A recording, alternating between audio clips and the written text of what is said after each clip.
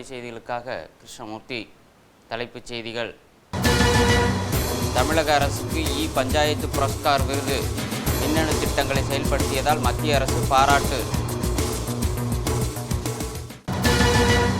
நடைமுறையில் இல்லாத 758 சட்டங்களை ஒழிக்க முடிவு.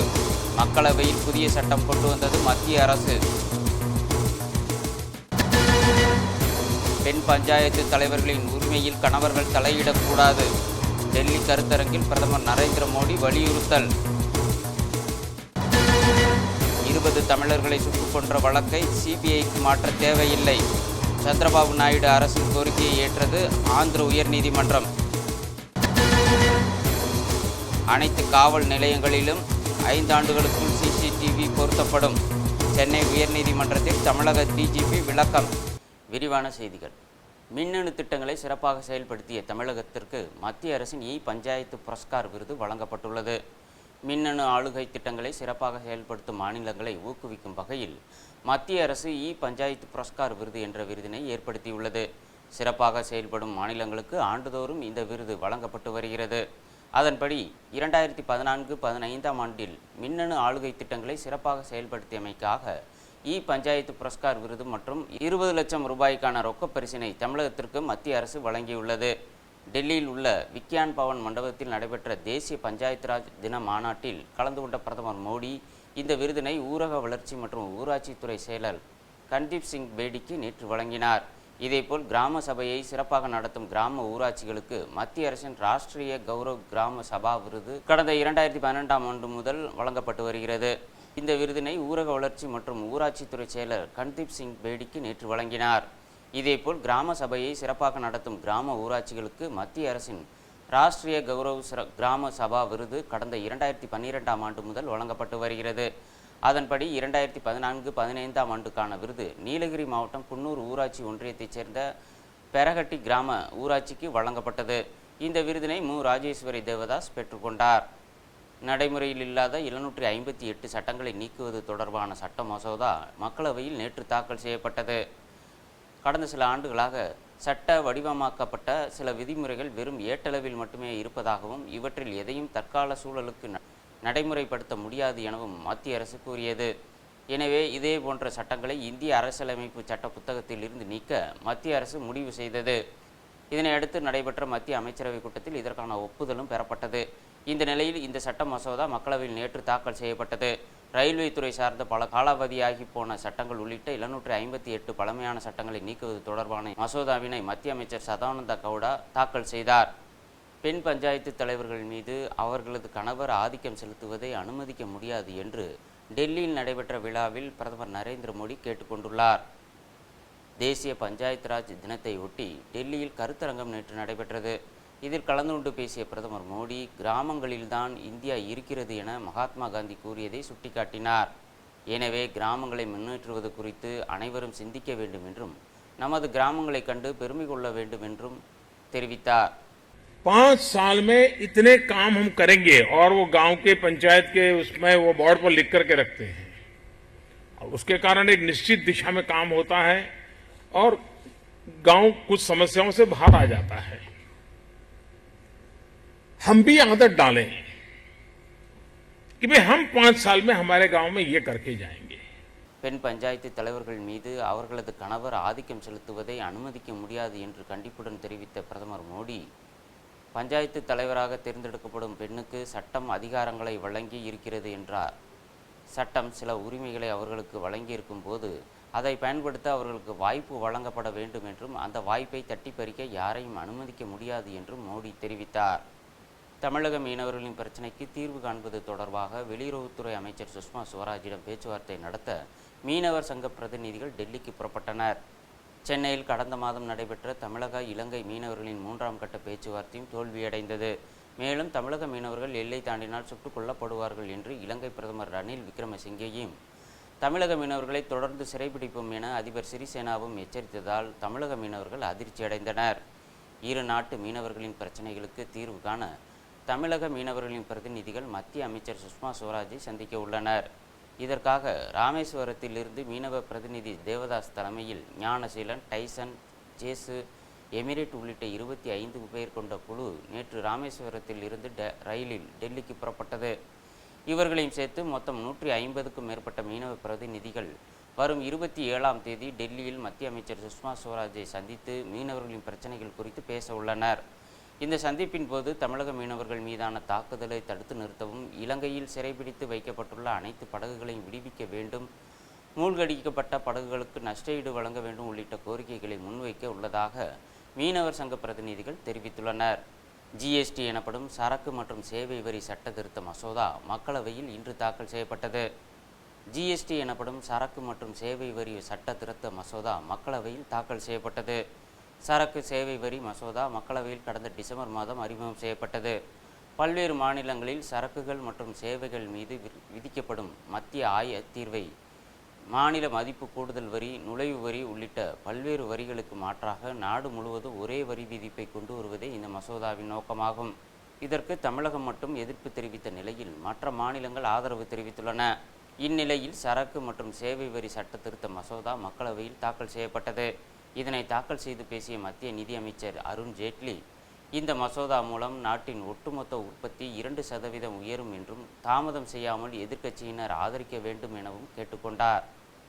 இது குறித்து பேசிய காங்கிரஸ் நாடாளுமன்ற குழு தலைவர் மல்லிகார்ஜுன கார்கே, இந்த மசோதாவை காங்கிரஸ் ஏற்கிறது என்றும், ஆனால் திருத்தங்கள் தொடர்பாக ஆலோசிக்க இதனை நிலைக்குழுவுக்கு அனுப்பி வைக்க வேண்டும் என்றும் வலியுறுத்தினார். மாநில அரசு உரிமைகள் பாதிக்கப்படக்கூடாது என்றும் மசோதா தொடர்பான வழிகாட்டுதல்கள் தேவைப்படுகிறது என்றும் மல்லிகார்ஜுன கார்கே தெரிவித்தார். चेंजेस होते हैं तो नेचुरली इसको डीप डिस्कशन, अगर आप 15 दिन का टाइम दीजिए, 1 महीने का टाइम दीजिए. இதற்கு பதிலளித்த அமைச்சர் ஜெட்லி, மசோதாவை நிலைக்குழுவுக்கு அனுப்பி வைக்க முடியாது என நிராகரித்தார். Matter of revenue and taxation, probably this is the most important amendment that has been ever taken up in the constitution itself. இதைத் தொடர்ந்து விவாதத்திற்கு பின்னர் சோனியா காந்தி உள்பட காங்கிரஸ் உறுப்பினர்கள் அவையில் இருந்து வெளிநடப்பு செய்தனர். திருப்பதி அருகே 20 தமிழர்கள் சுட்டுக் கொல்லப்பட்ட வழக்கை சிபிஐ விசாரிக்க தேவையில்லை என்று ஆந்திர உயர்நீதிமன்ற நீதிபதிகள் தெரிவித்துள்ளனர். திருப்பதி வனப்பகுதியில் செம்மரக்கட்டை வெட்டி கடத்தியதாக 20 தமிழக தொழிலாளர்கள் ஆந்திர காவல்துறையால் சுட்டுக் கொல்லப்பட்டனர். அவர்கள் தமிழக தொழிலாளர்களை பிடித்து வைத்து சுட்டுக் கொன்றதாக குற்றம் சாட்டப்பட்டது. இது தொடர்பாக தேசிய மனித உரிமை ஆணையம் ஹைதராபாத்தில் நேற்று முன்தினம் விசாரணையை தொடங்கியது. இதற்கிடையே கொலை செய்யப்பட்ட தொழிலாளி சசிகுமாரின் மனைவி முனியம்மாள் ஆந்திர காவல்துறையிடம் முறைப்படி அளித்த புகாரை காவல்துறையினர் ஏற்றுக்கொள்ளவில்லை. இது குறித்து அவர் ஆந்திர உயர்நீதிமன்றத்தில் முறையிட்டார். மேலும் இந்த வழக்கை சிபிஐ விசாரிக்க உத்தரவிட வேண்டும் என்றும் அவர் கூறியிருந்தார். இதைத் தொடர்ந்து அவரது புகாரை ஆந்திர உயர்நீதிமன்றம் தாமாக முன்வந்து வழக்காக எடுத்துக்கொண்டது. நேற்று முனியம்மாள் மனு ஆந்திர உயர்நீதிமன்றத்தில் விசாரணைக்கு வந்தது. அப்போது நீதிபதிகள் அரசுக்கு மீண்டும் கண்டனம் தெரிவித்து சரமாரி கேள்விகள் கேட்டனர்.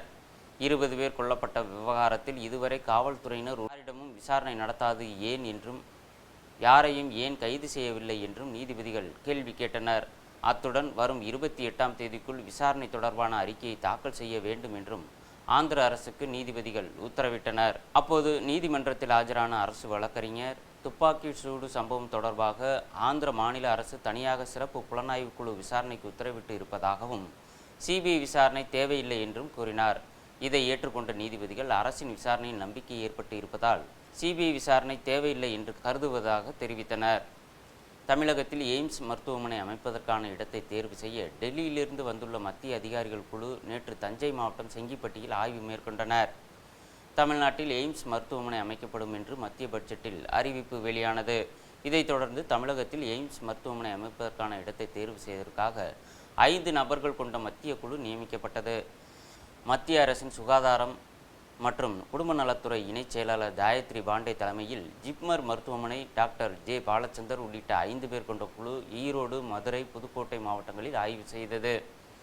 இதைத் தொடர்ந்து தஞ்சாவூர் மாவட்டத்தில் உள்ள செங்கிப்பட்டியில் நேற்று அதிகாரிகள் குழு ஆய்வு செய்தது.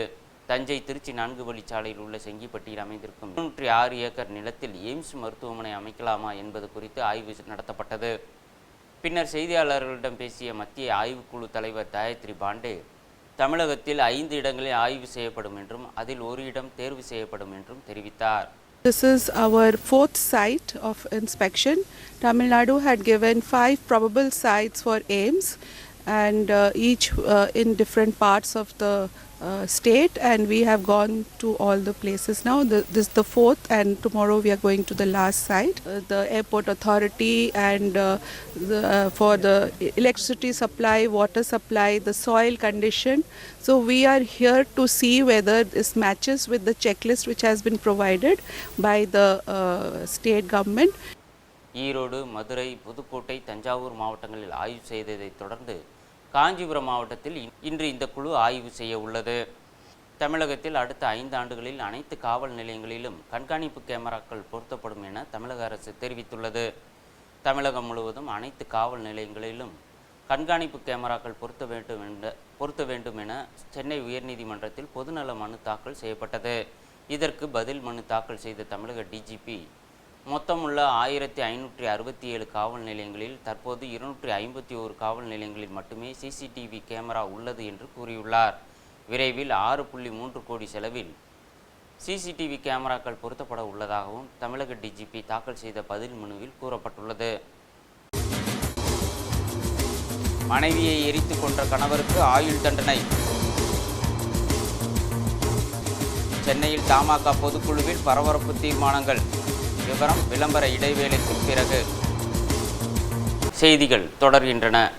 டெல்லியில் விவசாயி தற்கொலை செய்து கொண்ட போது மேடையில் தொடர்ந்து பேசியதற்காக அம்மாநில முதலமைச்சர் அரவிந்த் கெஜ்ரிவால் மன்னிப்பு கோரியுள்ளார். ஆனால் அவரது கபட நாடகத்தை ஏற்றுக்கொள்ள முடியாது என்று பாஜக கண்டனம் தெரிவித்துள்ளது.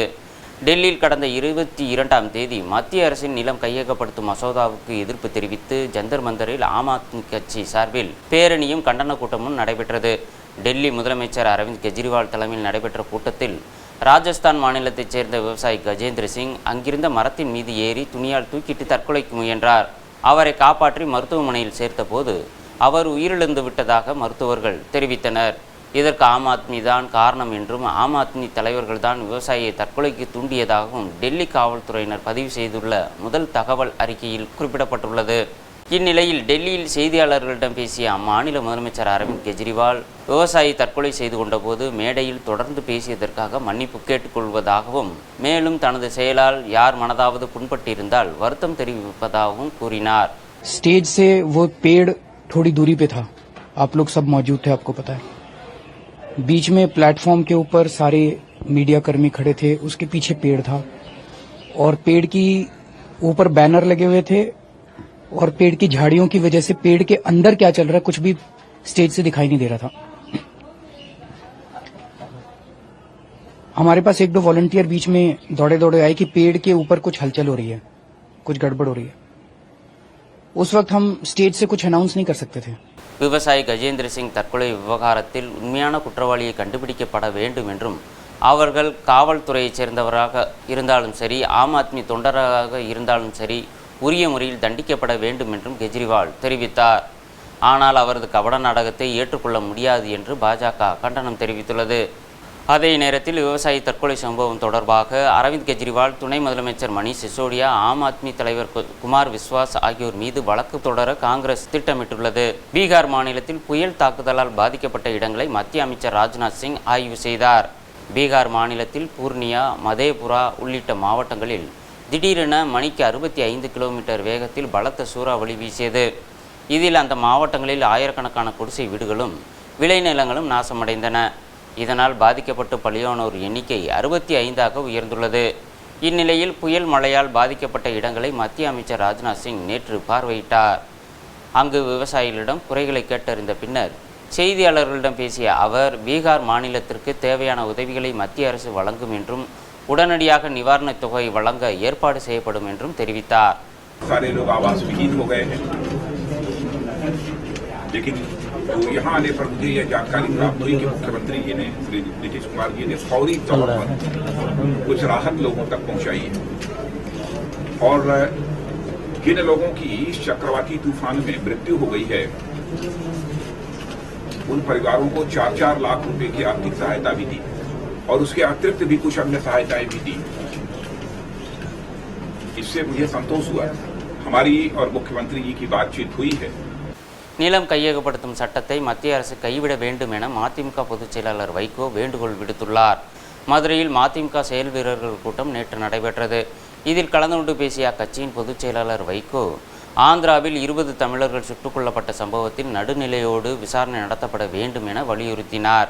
கொடூரமான கொலைகள் நாள்தோறும் நடந்த வண்ணம் இருக்கின்றன. கொலை, கொள்ளை, அது பாலியல் வன்முறைகள் தினந்தோறும் எங்கு பார்த்தாலும் இப்படிப்பட்ட சம்பவங்கள் நடப்பது மக்கள் மனதிலே ஒரு பதட்டத்தையும் அச்சத்தையும் ஏற்படுத்தி வருகிறது. மேலும் டெல்லியில் விவசாயி தற்கொலை செய்து கொண்ட சம்பவத்திற்கு பிறகாவது நிலம் கையகப்படுத்தும் சட்டத்தை மத்திய அரசு கைவிட வேண்டும் என வைகோ வேண்டுகோள் விடுத்தார். நாமக்கல் மாவட்டத்தில் நடைபெற்ற குறைதீர் கூட்டத்தில் உர தட்டுப்பாட்டை நீக்க வேண்டும், சீமை கருவேல மரங்களை அகற்ற வேண்டும் உள்ளிட்ட பல்வேறு கோரிக்கைகளை விவசாயிகள் முன்வைத்தனர். நாமக்கல் மாவட்டத்தில் விவசாயிகள் மாதாந்திர குறைதீர் கூட்டம் நடைபெற்றது. இதில் கலந்து கொண்ட விவசாயிகள் ஏரி மற்றும் குளங்களில் உள்ள சீமை கருவேல மரங்களை அகற்ற வேண்டும் என கோரிக்கை வைத்தனர். மேலும் ராசிபுரம் பகுதியில் உள்ள கூட்டுறவு சங்கங்களில் உர தட்டுப்பாடு உள்ளதாக தெரிவித்த அவர்கள் மாவட்ட நிர்வாகம் இந்த விவகாரத்தில் தலையிட்டு போதிய அளவு உரம் கிடைக்க ஏற்பாடு செய்ய வேண்டும் என வலியுறுத்தினர். விருதுநகரில் இருசக்கர வாகனம் மீது கார் மோதிய விபத்தில் கணவர் மற்றும் மனைவி பலியாகினர். விருதுநகர் மாவட்டம் அருப்புக்கோட்டையைச் சேர்ந்த முருகன் என்பவர் தனது மனைவியுடன் இருக்கன்குடி கோயிலுக்கு சென்றுள்ளார். பின்னர் சொந்த ஊருக்கு அருப்புக்கோட்டை புறவழி சாலை வழியாக திரும்பிக் கொண்டிருந்த போது எதிரில் வந்த கார் அவர்கள் வந்த இருசக்கர வாகனத்தில் மோதியது. இதில் கணவன் மற்றும் மனைவி ஆகிய இருவரும் சம்பவ இடத்திலேயே பலியாகினர். பின்னர் சம்பவ இடத்திற்கு வந்த அருப்புக்கோட்டை காவல்துறையினர் விபத்து தொடர்பாக வழக்கு பதிவு செய்து கார் ஓட்டுநர் சரவணனை கைது செய்து விசாரணை நடத்தி வருகின்றனர். காவிரி ஆற்றில் மணல் குவாரிகள் அமைத்து தர வேண்டும் உள்ளிட்ட பல்வேறு கோரிக்கைகளை வலியுறுத்தி நாமக்கல்லில் மாட்டு வண்டி தொழிலாளர்கள் ஆர்ப்பாட்டம் நடத்தினர். நாமக்கல் மாவட்ட ஆட்சியர் அலுவலகம் முன்பு நடைபெற்ற இந்த ஆர்ப்பாட்டத்தை மாட்டு வண்டி தொழிலாளர் நல சங்கத்தின் தலைவர் வி கருப்பணன் தலைமை தாங்கினார். இதில் பரமத்தி வேலூர் அருகே பொத்தனூர் காவிரி ஆற்றில் மாட்டு வண்டி மணல் குவாரி அமைத்து தர வேண்டும், மாடு வாங்க வங்கி கடன் வழங்க வேண்டும் போன்ற கோரிக்கைகளை வலியுறுத்தி கோஷங்களை எழுப்பினர். மனைவியை எரித்து கொன்ற கணவருக்கு ஆயுள் தண்டனை விதித்து விழுப்புரம் மகளிர் சிறப்பு நீதிமன்றம் தீர்ப்பளித்தது. விழுப்புரம் மாவட்டம் சின்ன முதலியார் சாவடியைச் சேர்ந்த சக்திவேல் மது குடித்து விட்டு வந்து அவரது மனைவி கவிதாவிடம் அடிக்கடி தகராறு செய்வார் என கூறப்படுகிறது. இந்த நிலையில் கடந்த 2013ஆம் ஆண்டு சக்திவேல் அவரது மனைவி மீது மண்ணெண்ணெய் ஊற்றி தீ வைத்து எரித்து கொன்றார். இது தொடர்பாக கோட்டக்குப்பம் காவல்துறையினர் வழக்கு பதிவு செய்து அவரை கைது செய்தனர். இந்த வழக்கின் விசாரணை விழுப்புரம் மகளிர் சிறப்பு நீதிமன்றத்தில் நடைபெற்றது. இந்நிலையில் நேற்று இந்த வழக்கை விசாரித்த நீதிபதி கோவிந்தராஜ் திலகவதி சக்திவேலுக்கு ஆயுள் தண்டனை விதித்து தீர்ப்பளித்தார். தமிழகத்தில் மதுக்கடைகளுக்கு எதிராக போராட்டங்கள் நடத்தப்படும் என்று சென்னையில் நடைபெற்ற தமிழ் மாநில காங்கிரஸ் கட்சியின் முதல் பொதுக்குழு கூட்டத்தில் தீர்மானம் நிறைவேற்றப்பட்டுள்ளது. சென்னை அருகே வானகரத்தில் தமிழ் மாநில காங்கிரஸ் கட்சியின் முதல் பொதுக்குழு கூட்டம் நேற்று நடைபெற்றது. இந்த கூட்டத்தில் தமாகவின் தலைவராக ஜி.கே. வாசன் போட்டியின்றி ஒருமனதாக தேர்வு செய்யப்பட்டார். இதற்கான அறிவிப்பை ஞானதேசிகன் வெளியிட்ட போது பொதுக்குழு உறுப்பினர்கள் பலத்த ஆரவாரத்துடன் கரவொலி எழுப்பி ஆதரவு தெரிவித்தனர். அதைத் தொடர்ந்து புதிய தலைவராக தேர்வு செய்யப்பட்ட ஜி.கே. வாசனை வாழ்த்தி எஸ்.ஆர். பாலசுப்ரமணியம், பீட்டர் அல்போன்ஸ், மகேஸ்வரி, கோவை தங்கம் உள்பட பலர் பேசினர். அதன் பிறகு பொதுக்குழுவில் பேசிய ஜி.கே. வாசன் தமிழக அரசியலில் ஒரு மாற்றத்தை ஏற்படுத்துவோம் என்றும் தமிழ் மாநில காங்கிரஸ் கட்சியில் 45 லட்சம் பேர் உறுப்பினர்களாக சேர்ந்திருக்கிறார்கள் என்றும் தெரிவித்தார். மதுவிலக்கு தீர்மானத்தை பற்றி விளக்கி கூற விரும்புகிறேன். தமிழகத்தில் மதுவிலக்கை முழுமையாக அமல்படுத்த வலியுறுத்தி ஒரு முக்கிய தீர்மானத்தை பொதுக்குழு கூட்டத்திலே நாம் நிறைவேற்றியிருக்கிறோம். நம்முடைய இந்த தீர்மானம் ஒட்டுமொத்த தமிழக மக்களுடைய எண்ணங்களை பிரதிபலிக்கும் தீர்மானம். இந்த பொதுக்குழுவில் மீண்டும் காமராஜர் ஆட்சி அமைய ஜி.கே. வாசனுக்கு தமிழக மக்கள் பேராதரவு தர வேண்டும், அகில இந்திய அளவில் லோக்பால் நீதிமன்றத்தையும் தமிழகத்தில் லோக் ஆயுக்தா நீதிமன்றத்தையும் அமைக்க வேண்டும் என்று வலியுறுத்தப்பட்டது. மேலும் பூரண மதுவிலக்கை அமல்படுத்த அடுத்த மாதம் 31ஆம் தேதிக்குள் அரசு முடிவெடுக்காவிட்டால் மாநிலம் தழுவிய போராட்டத்தை நடத்துவது உள்ளிட்ட 23 தீர்மானங்கள் தமிழ் மாநில காங்கிரஸ் கட்சியின் பொதுக்குழு கூட்டத்தில் நிறைவேற்றப்பட்டன. பொதுக்குழு கூட்டத்தில் பாராமலை முன்னாள் எம்பிக்கள் கார்வேந்தன், ராணி, ராமசுப்பு, விஸ்வநாதன், NSV சித்தன் உள்பட பலர் கலந்து கொண்டனர். நாமக்கல் மணிக்கூண்டு அருகே ஏற்படும் போக்குவரத்து நெரிசலை உடனடியாக சரி செய்ய வேண்டும் என பொதுமக்கள் கோரிக்கை விடுத்துள்ளனர். நாமக்கல் பேருந்து நிலையம் எதிரே உள்ள மணிக்கூண்டு அருகே 4 வழிச்சாலைகள் சந்திப்பதால் அடிக்கடி போக்குவரத்து நெரிசல் ஏற்படுவதாக பொதுமக்கள் தெரிவித்தனர். மேலும் மணிக்கூண்டு அருகே உள்ள கடை உரிமையாளர்கள் வாகனங்களை சாலையிலேயே நிறுத்துவதால் பொதுமக்கள் சாலைகளில் இறங்கி நடப்பதாலும் நெரிசல் ஏற்படுவதாக அவர்கள் கூறினர். எனவே உடனடியாக வேகத்தடை அமைக்க வேண்டும் எனவும் சாலையை விரிவாக்கம் செய்ய வேண்டும் எனவும் பொதுமக்கள் கோரிக்கை விடுத்துள்ளனர். ஏர்செல் மேக்சிஸ் வழக்கு குறித்து மத்திய அமைச்சர் அருண் ஜேட்லி விளக்கம். பிறந்தநாள் கொண்டாடிய சச்சின் டெண்டுல்கர் உள்பட செய்திகளின் விவரங்களை இன்றைய செய்திக்கதிர்கள் பகுதியில் இப்போது காணலாம்.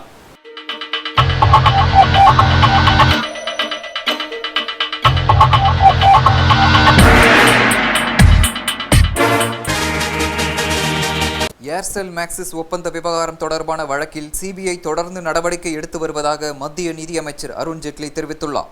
ஏர்செல் மேக்சிஸ் ஒப்பந்த விவகாரம் தொடர்பான வழக்கில் இதுவரை என்ன நடவடிக்கைகள் எடுக்கப்பட்டுள்ளன என மக்களவையில் அதிமுக உறுப்பினர் ராமச்சந்திரன் கேள்வி எழுப்பினார். இது தொடர்பாக பதிலளித்த மத்திய நிதியமைச்சர் அருண் ஜேட்லி இந்த விவகாரம் தொடர்பான வழக்கை சிபிஐ விசாரித்து வருவதாக கூறினார்.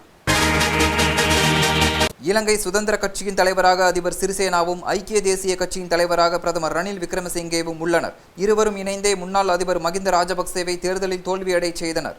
கடந்த ஜனவரியில் அதிபர் சிறிசேனா பதவியேற்ற பிறகு ஆட்சி நிர்வாகத்தில் பல்வேறு மாற்றங்கள் செய்யப்பட்டு வருகின்றன. அதன்படி அதிபரின் அதிகாரத்தை குறைக்கும் வகையிலும் 19வது அரசியல் சட்ட திருத்தத்தை நிறைவேற்றவும் அரசு திட்டமிட்டுள்ளது. ஆனால் இந்த சட்ட திருத்தத்தின் மூலம் அதிபரை விட பிரதமருக்கு அதிக அதிகாரம் அளிக்க ரணில் விக்ரமசிங்கே திட்டமிட்டு வருவதாக இலங்கை சுதந்திர கட்சியின் மூத்த தலைவர்கள் குற்றம் சாட்டியுள்ளனர். இப்பிரச்சனையால் ஆளும் கூட்டணி கட்சிகளிடையே விரிசல் ஏற்பட்டுள்ளதாக சிங்கள ஊடகங்கள் தெரிவித்துள்ளன. சென்னை விமான நிலையத்தில் 42வது முறையாக கண்ணாடி விழுந்து விபத்து ஏற்பட்டுள்ளது. சென்னை விமான நிலையத்தின் மேற்கூரைகள், கண்ணாடிகள், கண்ணாடி கதவுகள் மற்றும் கிரானைட் கற்கள் உடைந்து விழுவது அடிக்கடி நடக்கிறது. இதனால் சென்னை விமான நிலையத்துக்குள் வரும் பயணிகள் மற்றும் பணிபுரியும் ஊழியர்களுக்கு பாதுகாப்பு இல்லாத சூழ்நிலை ஏற்பட்டுள்ளது. இந்நிலையில் விமான நிலையத்தில் கண்ணாடி ஒன்று திடீரென்று உடைந்து கீழே விழுந்து நொறுங்கியது. 42வது முறையாக நடந்த விபத்து சென்னை விமான நிலையத்தில் பரபரப்பை ஏற்படுத்தியது. உத்தரகாண்ட் மாநிலத்தில் அமைந்துள்ள கேதார்நாத் கோவிலில் காங்கிரஸ் துணைத் தலைவர் ராகுல் காந்தி அதிகாலை சிறப்பு வழிபாடு நடத்தினார். போக்குவரத்து வசதி இல்லாத மலைப்பகுதியில் அமைந்துள்ள இந்த கோவிலுக்கு நடந்தே சென்ற ராகுல் காந்தி சுவாமி தரிசனம் செய்த பிறகு செய்தியாளர்களை சந்தித்தார். அப்போது பேசிய ராகுல் காந்தி 2013ஆம் ஆண்டு நடந்த வெள்ள பேரழிவில் சிக்கி வெளியானவர்களுக்கு அஞ்சலி செலுத்தும் வகையில் இங்கு வந்துள்ளதாக தெரிவித்தார். கடவுளிடம் எதையும் கேட்கவில்லை என்றும் கோவிலுக்குள் இருந்த இறை சக்தியை மட்டுமே உணர்ந்ததாகவும் ராகுல் கூறினார். பழைய கிழிந்த ரூபாய் நோட்டுகளை சென்னை மற்றும் அதன் புறநகர் பகுதிகளில் உள்ள வங்கி கிளைகளில் மாற்றிக்கொள்ளலாம் என்று ரிசர்வ் வங்கி அறிவித்துள்ளது. இதுகுறித்து ரிசர்வ் வங்கி வெளியிட்ட செய்திக்குறிப்பில் பழைய கிழிந்த மற்றும் அழுக்கான குறிப்பாக சிறிய மதிப்பிலக்க 10, 20, 50 ரூபாய் நோட்டுகளை புழக்கத்திலிருந்து அகற்றி அவற்றுக்கு பதிலாக புதிய ரூபாய் நோட்டுகள் மற்றும் நாணயங்கள் வழங்கப்பட உள்ளது என்று கூறப்பட்டுள்ளது. இந்திய ரிசர்வ் வங்கியின் சுத்த நோட்டு கொள்கையின் கீழ் நாளை 32 வணிக வங்கிகளின் 195 கிளைகளில் இந்த ஏற்பாடு செய்யப்பட்டுள்ளது. இந்த வசதியை சென்னை மற்றும் அதன் புறநகர் பகுதிகளில் உள்ள வங்கி கிளைகளில் பொதுமக்கள் பெற்றுக்கொள்ளலாம் எனவும் தெரிவிக்கப்பட்டுள்ளது. சென்னையில் ஓடும் ஆட்டோக்களுக்கு அரசு சார்பில் விரைவில் எலக்ட்ரானிக் டிஜிட்டல் பிரிண்டருடன் கூடிய மீட்டர் பொருத்தப்படும் என்று தகவல் வெளியாகியுள்ளது. சென்னையில் ஓடும் ஆட்டோக்களுக்கு அரசு சார்பில் விரைவில் எலக்ட்ரானிக் டிஜிட்டல் பிரிண்டருடன் கூடிய மீட்டர் விலை ஏதுமின்றி அரசு செலவில் பொருத்தப்படும் என்று கடந்த 25/8/13 அன்று அரசு அறிவிப்பு வெளியிட்டது. தற்போது எலக்ட்ரானிக் டிஜிட்டல் பிரிண்டர் மீட்டரை இந்த ஆண்டு இறுதிக்குள் ஆட்டோ டிரைவர்களுக்கு இலவசமாக வழங்க அரசு தேவையான ஏற்பாடுகளை செய்து வருவதாக எல்காட் அதிகாரிகள் தெரிவித்துள்ளனர். இந்த மீட்டர் பொருத்தப்பட்டால் பயணிகள் பயணித்த தூரம், அதற்கான கட்டணம் ஆகியவை அடங்கிய ரசீது பயணிகளுக்கு கிடைக்கும். திண்டுக்கல் அருகே அரசு மதுக்கடைக்கு பூட்டு போடும் போராட்டம் நடத்திய சட்டமன்ற உறுப்பினர் பாலபாரதி கைது செய்யப்பட்டார். திண்டுக்கல் அடுத்த சித்தரேவு பகுதியில் பொதுமக்கள் மற்றும் மாணவ மாணவிகளுக்கு இடையூறு ஏற்படுத்தும் வகையில் மதுக்கடை ஒன்றை செயல்பட்டு வருகிறது. இதற்கு எதிர்ப்பு தெரிவித்து அக்கடைக்கு பூட்டு போடும் போராட்டம் சட்டமன்ற உறுப்பினர் பாலபாரதி தலைமையில் நடைபெற்றது. அப்போது அங்கு வந்த காவல்துறையினர் அவரிடம் பேச்சுவார்த்தை நடத்தினர். இதில் உடன்பாடு ஏற்படாததால் மீண்டும் போராட்டத்தில் ஈடுபட்ட பாலபாரதி உள்ளிட்ட 100க்கும் மேற்பட்டோர் கைது செய்யப்பட்டனர். அரசு பள்ளிகளில் காலியாக உள்ள 4362 ஆய்வக உதவியாளர் பணியிடங்களுக்கான போட்டித் தேர்வுக்கு விண்ணப்பிக்கலாம் என அறிவிக்கப்பட்டுள்ளது. அரசு பள்ளிகளில் காலியாக உள்ள ஆய்வக உதவியாளர் பணியிடங்களுக்கான போட்டித் தேர்வு மே மாதம் 31ஆம் தேதி நடைபெற உள்ளது. இந்த தேர்வுக்கான விண்ணப்பத்தை அரசு தேர்வுகள் இயக்கத்தின் இணையதளத்திலிருந்து பதிவிறக்கம் செய்யலாம் என தெரிவிக்கப்பட்டுள்ளது. மேலும் அந்தந்த மாவட்டங்களில் உள்ள அரசு தேர்வுகள் சேவை மையங்களுக்கு நேரில் சென்று ஆன்லைனில் விண்ணப்பங்களை பதிவு செய்யலாம் என்றும் மே 6ஆம் தேதி வரை விண்ணப்பிக்கலாம் எனவும் தமிழக அரசு அறிவித்துள்ளது. வறட்சி, குடிநீர் பிரச்சனையை தீர்க்க கோரி மே 15ஆம் தேதி பாமக சார்பில் போராட்டம் நடத்தப்படும் என்று அக்கட்சியின் நிறுவனர் டாக்டர் ராமதாஸ் அறிவித்துள்ளார். இது தொடர்பாக அவர் வெளியிட்டுள்ள அறிக்கையில், தமிழக வரலாற்றில் இதுவரை இல்லாத வகையில் அனைத்து 32 மாவட்டங்களிலும் கடுமையான வறட்சி நிலவு வருகிறது என்று கூறியுள்ளார். தமிழ்நாட்டில் வறட்சியால் பாதிக்கப்பட்ட விவசாயிகள் அனைவருக்கும் உரிய இழப்பீடு வழங்க வேண்டும் என்றும் ராமதாஸ் வலியுறுத்தியுள்ளார். குடிநீர் தட்டுப்பாட்டை போக்க ஒவ்வொரு மாவட்டத்திற்கும் 25 கோடி முதல் 60 கோடி வரை நிதி ஒதுக்க வேண்டும் என்பன உள்ளிட்ட கோரிக்கைகளை வலியுறுத்தி இந்த போராட்டம் நடத்தப்படும் என்றும் அவர் கூறியுள்ளார். விழுப்புரத்தில் தமது தலைமையில் இந்த போராட்டம் நடைபெறும் எனவும் டாக்டர் ராமதாஸ் கூறியுள்ளார். லஞ்ச ஊழல் ஆணைக்குழு முன்பு ஆஜராகி வாக்குமூலம் அளிக்க முடியாது என இலங்கையின் முன்னாள் அதிபர் மகிந்த ராஜபக்சே மறுப்பு தெரிவித்துள்ளார். இலங்கையில் அதிபர் தேர்தல் நடைபெறுவதற்கு ராஜபக்சே ஊழலில் ஈடுபட்டதாக குற்றம் சாட்டப்பட்டது. இதைத் தொடர்ந்து லஞ்ச ஊழல் ஆணையக்குழுவில் ஆஜராகி வாக்குமூலம் அளிக்க இலங்கை அரசு உத்தரவிட்டது.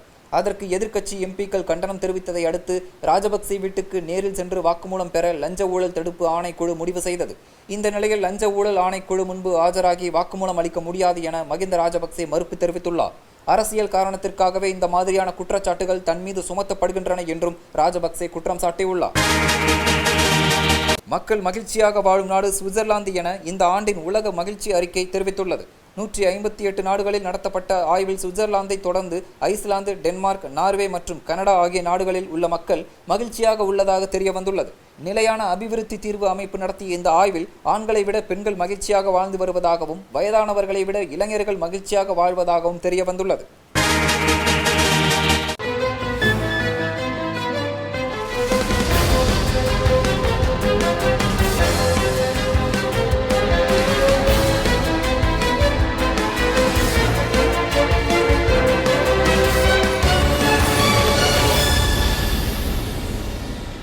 தங்கம் மற்றும் வெள்ளியின் விலையில் மாற்றமில்லை. சென்னையில் 1 கிராம் ஆபரண தங்கம் 2544 ரூபாய்க்கும், ஒரு பவுன் 20,352 ரூபாய்க்கும் விற்கப்படுகிறது. வெள்ளியின் விலை 1 கிராம் 39 ரூபாய்க்கும், கட்டி வெள்ளி 1 கிலோ 36,480 ரூபாய்க்கும் விற்பனையாகிறது. IPL போட்டியில் பெங்களூரு அணி அபார வெற்றி. சென்னை மற்றும் புறநகர் பகுதியில் பலத்த மழை. விளம்பர இடைவேளைக்கு பிறகு.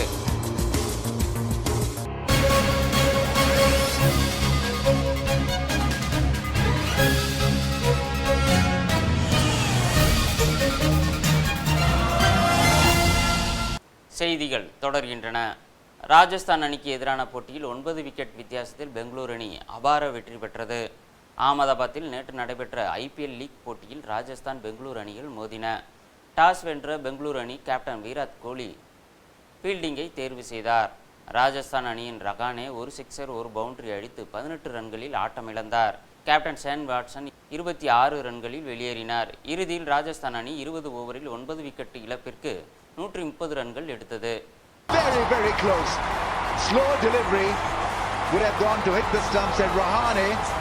Trying to work the ball against the line towards the leg side, and it's a big win. It's a big victory. Oh, goes big. Watson covers that one over mid-on. எளிதான இலக்கை நோக்கி களமிறங்கிய பெங்களூரு அணிக்கு கெயில் கேப்டன் கோலி ஜோடி நல்ல தொடக்கம் கொடுத்தது. GAIL 2 boundary ஒரு சிக்ஸருடன் 20 ரன்களில் ஆட்டமிழந்தார். பின்னர் இணைந்த கோலி டிவில்லியர்ஸ் ஜோடி ராஜஸ்தான் அணியின் பந்துவீச்சை எளிதாக சமாளித்தது. இறுதியில் பெங்களூரு அணி 17 ஓவரில் ஒரு விக்கெட் இழப்பிற்கு 134 ரன்கள் எடுத்து அபார வெற்றி பெற்றது. It's another backward push. Oh, has it done the distance? It's a yes bank maximum. Pull shot easily done. He looks so wonderful when he's playing a shot like that. Well balanced and into position very quick. அந்த அணியின் கோலி 62 ரன்களும் de Villiers 47 ரன்களும் எடுத்து out ஆகாமல் இருந்தனர். சீனாவில் நடைபெற்று வரும் ஆசிய championship badminton போட்டியில் சாய்னா காலிறுதி ஆட்டத்தில் தோல்வியடைந்தார். சீனாவில் நடைபெற்று வரும் ஆசிய சாம்பியன்ஷிப் பேட்மிண்டன் போட்டியின் காலிறுதி ஆட்டத்தில் உலகின் நம்பர் 1 வீராங்கனையான சாய்னா நேவால் தரவரிசை பட்டியலில் 5வது இடத்தில் உள்ள சீன தைபேயின் பிங் யங்குடன் மோதினார். இந்த போட்டியில் கடுமையாக போராடிய சாய்னா 21க்கு 16, 13க்கு 21, 18க்கு 21 என்ற செட் கணக்கில் தோல்வியை தழுவினார்.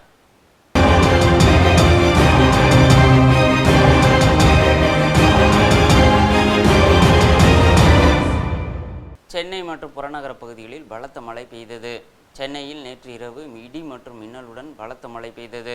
நுங்கம்பாக்கம், சேத்துப்பட்டு, திருவல்லிக்கேணி, ராயப்பேட்டை, மயிலாப்பூர், கிண்டி, அண்ணா நகர், அசோக் நகர், ஆலந்தூர், ஆதம்பாக்கம் உள்ளிட்ட பல பகுதிகளில் மிதமான மழை பெய்தது. குன்றத்தூர், மாங்காடு, பூந்தமல்லி, திருவேற்காடு, மதுரவாயல் உள்ளிட்ட பகுதிகளில் இடி மின்னலுடன் பலத்த மழை கொட்டியது. இதேபோல் ஆவடி, பட்டாபிராம் மற்றும் அதன் சுற்று வட்டார பகுதிகளில் பரவலான மழையும் பெய்தது. இதனால் வெப்பம் தணிந்து குளிர்ந்த காற்று வீசியதால் பொதுமக்கள் மகிழ்ச்சி அடைந்தனர். தாம்பரத்தை அடுத்த சிங்கப்பெருமாள் கோவிலில் பலத்த காற்றுடன் ஆலங்கட்டி மழை பெய்ததால் பொதுமக்கள் ஐஸ் கட்டிகளை கையில் எடுத்து விளையாடினர். இதேபோல் வேலூர் மாவட்டத்திலும் நேற்று மாலையில் பலத்த மழை பெய்தது. இந்நிலையில் தமிழகத்தின் பல பகுதிகளில் இன்றும் மழை பெய்யக்கூடும் என்று சென்னை வானிலை ஆய்வு மையம் தெரிவித்துள்ளது. இத்துடன் இந்த செய்திகள் நிறைவடைந்தன. மீண்டும் செய்திகள் பிற்பகல் 1 மணிக்கு. வணக்கம்.